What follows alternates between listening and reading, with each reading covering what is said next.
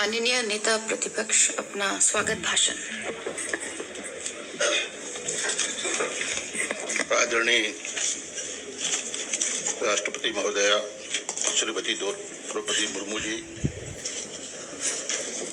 राज्यपाल महोदय lieutenant general सेवानिवृत्त मुर्मी सिंह जी, माननीय विधानसभा अध्यक्ष श्रीमती रितु खंडूरी जी, माननीय नेता सदन श्री पुष्कर सिंह धामी जी, माननीय मंत्रीगण और सभी सम्मानित माननीय विधायक, आदरणीय महोदया, हमारा सौभाग्य है कि आज आपका इस सदन में राष्ट्रपति के रूप में पदार्पण हुआ है। हम आपका हृदय से स्वागत करते हैं, अभिनंदन करते हैं और इस अवसर पर उत्तर प्रदेश उत्तराखंड के आंदोलन में प्राणों की आहुति देने वाले शहीदों को भी अपनी श्रद्धांजलि अर्पित करते हैं।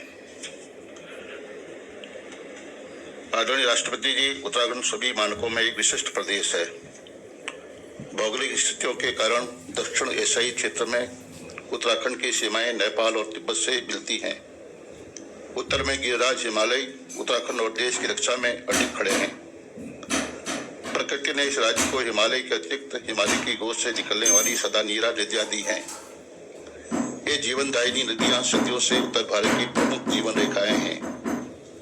परोपकारी हिमालय से निकलने वाली इन नदियों में अपने साथ लाई ही हिमालय की मिट्टी में एक सहिष्णु गंगा जमुनी संस्कृति को भी विकसित किया है। इसी हिमालय के उत्तुंग शिखरों के बीच हजारों मीटर की ऊंचाई पर असंख्य हिमालयी ताल हैं, जिन्हें अधिकांशतया पार्वती कुंडों के नाम से जाना जाता है।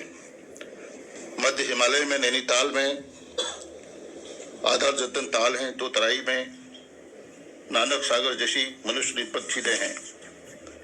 उत्तराखंड में स्थित 6 राष्ट्रीय पार्क और 7 वन्य जीव अभ्यारण्य यहाँ की वन और वन्य जीव संपदा की निशानी है। इसलिए उत्तराखंड और हिमालय को भारत भूमि ऑक्सीजन टावर भी कहा जाता है।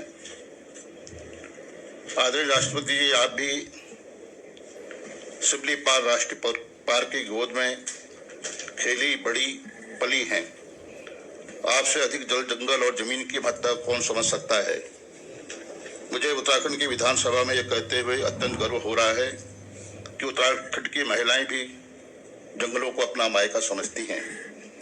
जब जब इस प्रदेश के जल, जंगल और जमीन पर संकट आया, यहाँ की महिलाओं ने घरों से निकलकर सत्ता से संघर्ष कर अपने मायके यानी जंगलों को बचाया है। इतिहास गवाह है कि विश्वविख्यात पर्यावरण आंदोलन चिपको आंदोलन 26 मार्च 1974 को सीमांत जमोली के एक छोटे जनजाति गांव लेनी से एक माता गौरा देवी के नेतृत्व में आरंभ हुआ था।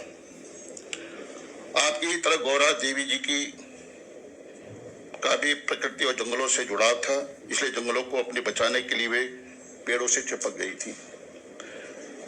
आदरणीय राष्ट्रपति महोदया, उत्तराखंड सांस्कृतिक और धार्मिक गुलदस्ता है और कौमी एकता का प्रतीक भी है। यहाँ 4 धामों में से एक श्री बद्रीनाथ धाम, 12 ज्योतिर्मयी लिंगों में एक श्री केदारनाथ जी, माँ गंगा का उद्गम स्थल श्री गंगोत्री जी, माँ यमुनोत्री जी की पूर्ण भूमि श्री यमुनोत्री, श्री जागेश्वर धाम, कटारबल, प्राचीन श्री सूर्य मंदिर, कैची धाम और आदि कैलाश के अलावा यहाँ सैकड़ों पवित्र स्थल और पवित्र तीर्थ हैं। आदरणीय अध्यक्ष जी, आदरणीय राष्ट्रपति जी, उत्तराखंड में सिख धर्म का पवित्र स्थान हेमकुंड साहिब भी यही है।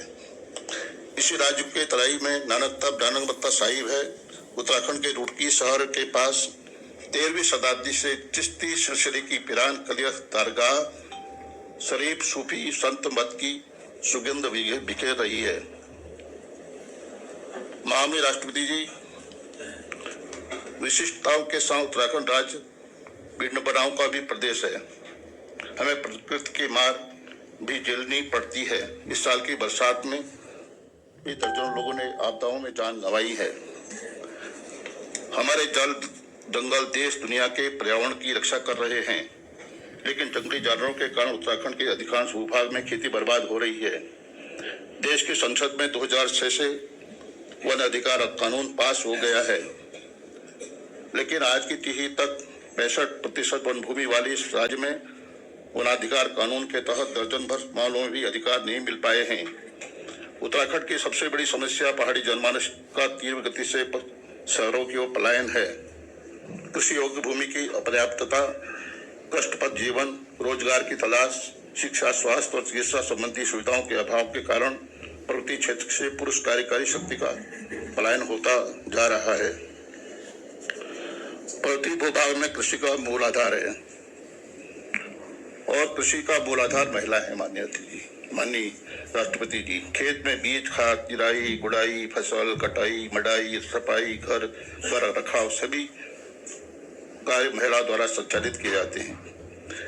इसके अलावा खेती, पशुपालन, ईंधन, चारे, पानी की दैनिक व्यवस्था में सुबह शाम तक जुटे रहना नारी की नियति बन गई है।